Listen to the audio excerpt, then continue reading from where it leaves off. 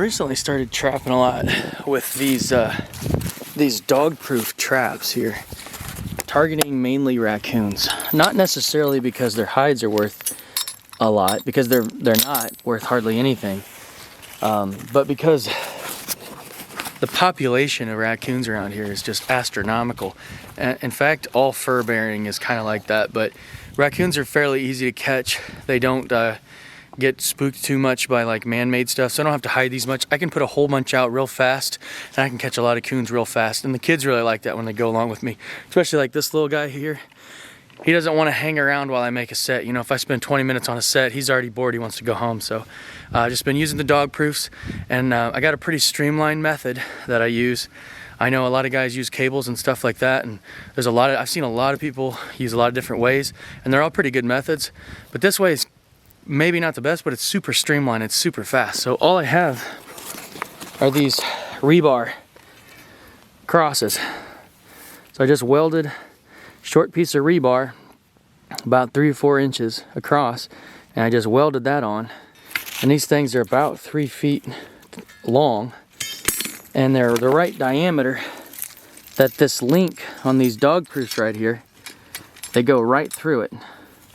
So that just slides on like so.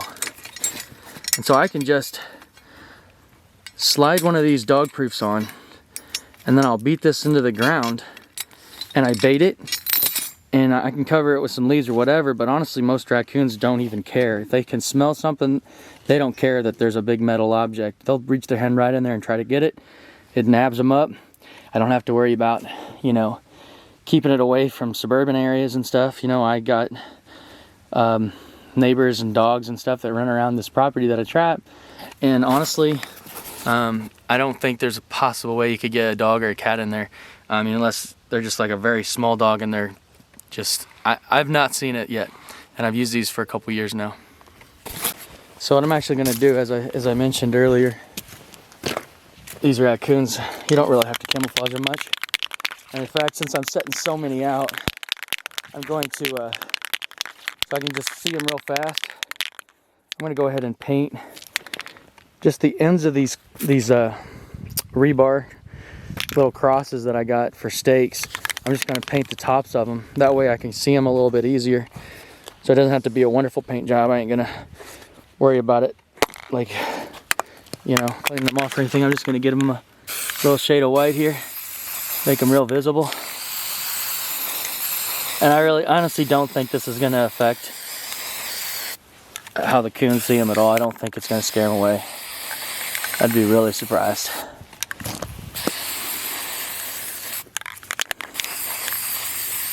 There you go, I'll let them dry for a little bit and I'll do the other side. Come in, buddy.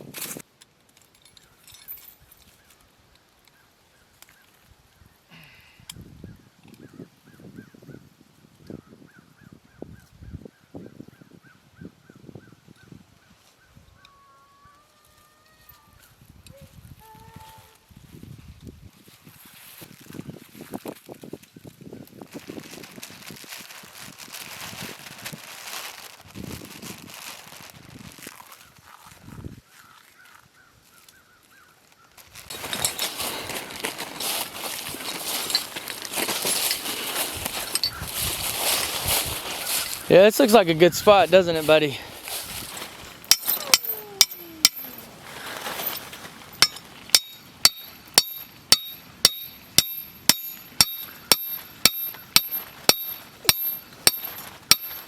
Do you want to hit it a couple times? Do you want to hit it? There you go. Here you go. Here, put this right there. And you take that. You got it? Give it some hits. There you go. There you go.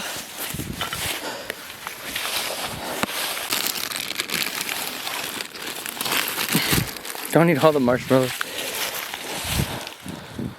That little raccoon likes marshmallows, don't you?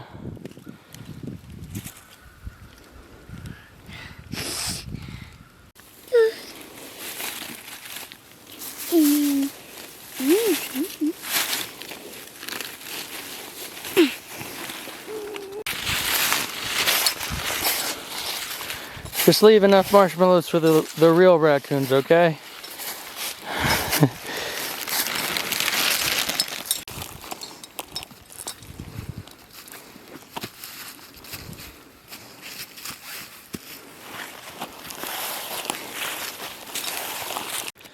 These logs across the creek or something like this. This isn't really a creek, it's just a big ditch, but man, they just make these little animals, squirrels, raccoons, possums. They'll get up on these logs.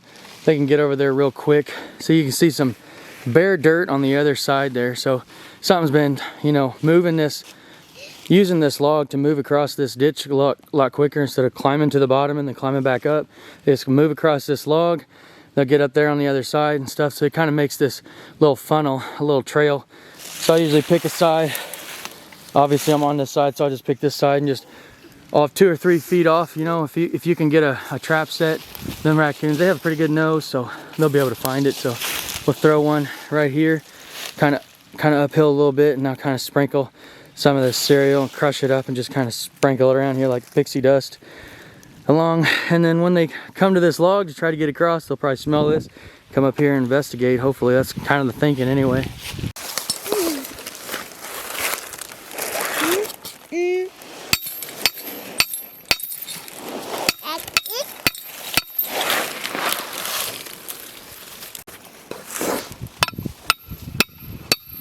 It is really hard to hammer and run a camera at the same time.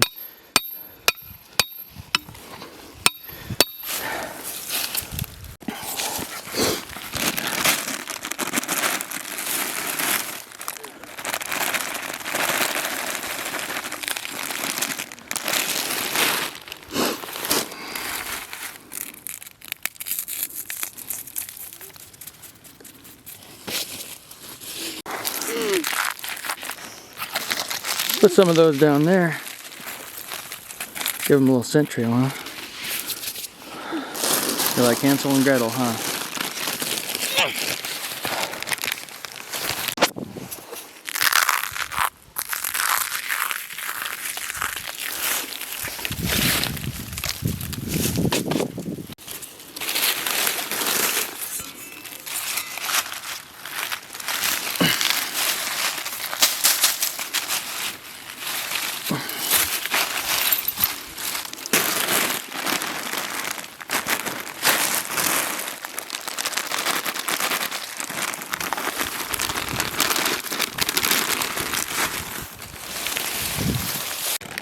I've been foraging for any marshmallows that I may have dropped right there. We don't usually let them have this stuff. We try to give him any like dyes or like real high sugar. So that's just kind of like crack for him. Like he doesn't get it very often. But like it's probably an indication it's probably not that good for you if you crave it that much. Come on, buddy. You look like a little crack bean. Come on. Leave it for the raccoons.